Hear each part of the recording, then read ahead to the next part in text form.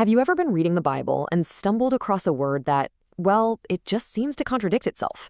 One minute it means one thing, and the next it means something completely different. We're about to dive into one of the most fascinating examples of this, a single Hebrew word, Rephaim, that has puzzled people for centuries. So what exactly are the Rephaim? It's a great question, because if you look in your Bible, you might find them described as these powerless spirits of the dead, kind of like ghosts down in the underworld.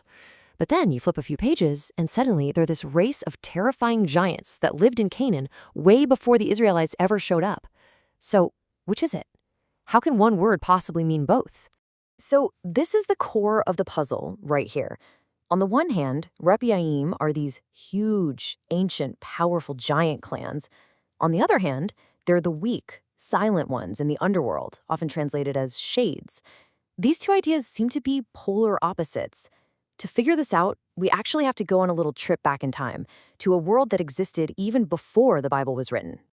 Okay, so our first major clue in this whole mystery takes us to the ancient city of Ugarit. This was a powerful kingdom way up on the coast of modern-day Syria, and what archaeologists dug up there completely changes the game for understanding what this mysterious word originally meant. See, in the city of Ugarit, the word was rapiuma, and get this, it meant neither weak ghosts nor giants. It referred to the deified royal ancestors. These were the spirits of past kings who were honored, even worshipped, and believed to hold real power from beyond the grave.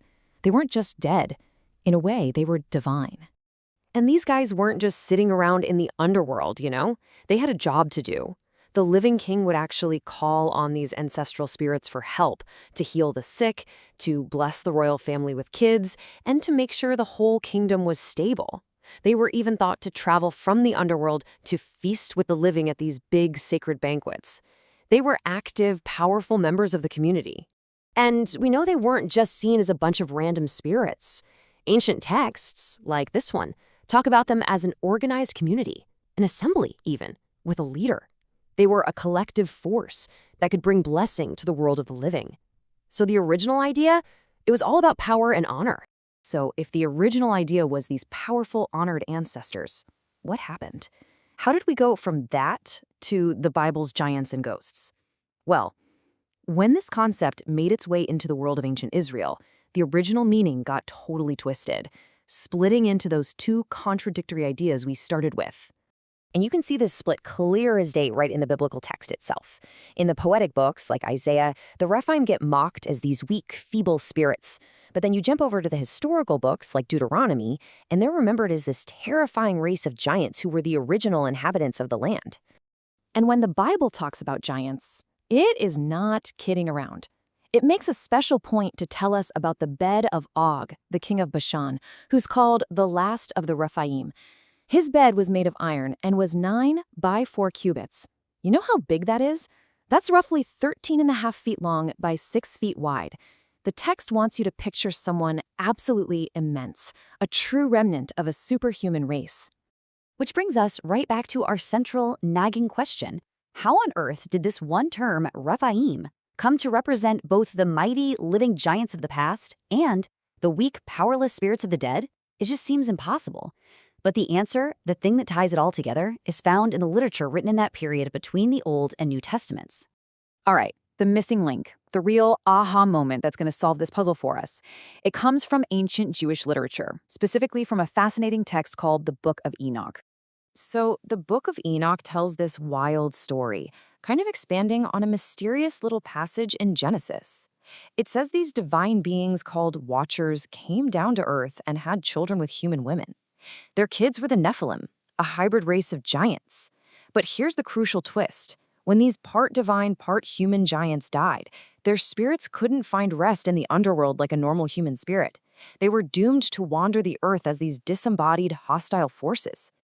And bam, right there, the two identities get fused together. For the people who knew these stories, the Rephaim weren't two separate things at all. They were just two stages of the same being. The spirits of the dead giants literally became the hostile spirits of the underworld. Okay, so why does any of this matter?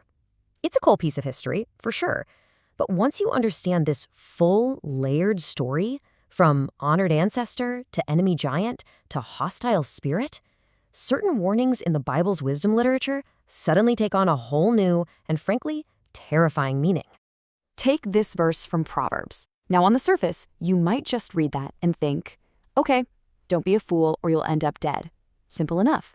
But with everything we've just uncovered, that phrase, the assembly of the Rephaim, wow, it means something way more specific and way more chilling.